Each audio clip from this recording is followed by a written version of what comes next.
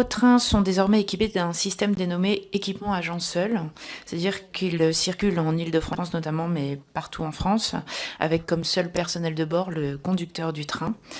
Dans ces secteurs, des brigades antifraude sont chargées du contrôle des titres, mais n'interviennent que ponctuellement. Et sur certains tronçons, sur la ligne 4, que nombre d'administrés de ma circonscription empruntent, on peut circuler parfois pendant 50 minutes entre deux arrêts, en étant seul à bord. Les réseaux de téléphonie mobile y sont intermittents. Certains passagers ne sont d'ailleurs pas équipés de téléphone. Dans nos territoires, les agents à bord sont donc indispensables car ils assurent de multiples missions, ils renseignent les passagers, aident les voyageurs en difficulté et les personnes à mobilité réduite, informent en cas de perturbation et bien souvent assurent la vente de titres de transport. Ils sécurisent également les trains et rassurent en cas de retard, anticipant la continuité des correspondances. Il arrive de plus que certains voyageurs n'aient pas pu prendre leur billet en gare du fait de guichets fermés. Monsieur le train sans contrôleur est-il amené à se généraliser dans les zones peu denses notamment?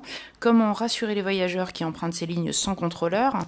Quel protocole est prévu en cas d'accident ou d'incident?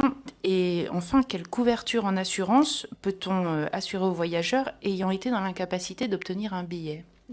Sur les trains sans contrôleur.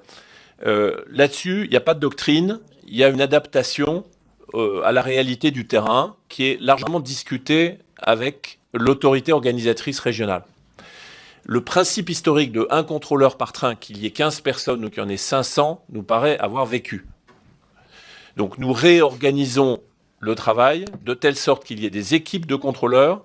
Ces équipes peuvent être composées de plusieurs personnes qui, donc 3, 5, 7, qui contrôlent un train de bout en bout à certains moments du trajet.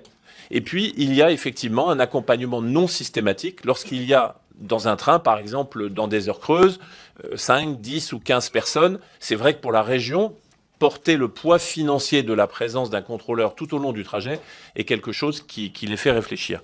En tout état de cause, il y a aujourd'hui 10 000 contrôleurs à la SNCF. Je pense que dans 5 ans ou dans 10 ans, il y en aura encore proche de 10 000. C'est simplement une réorganisation du travail qu'il faut faire.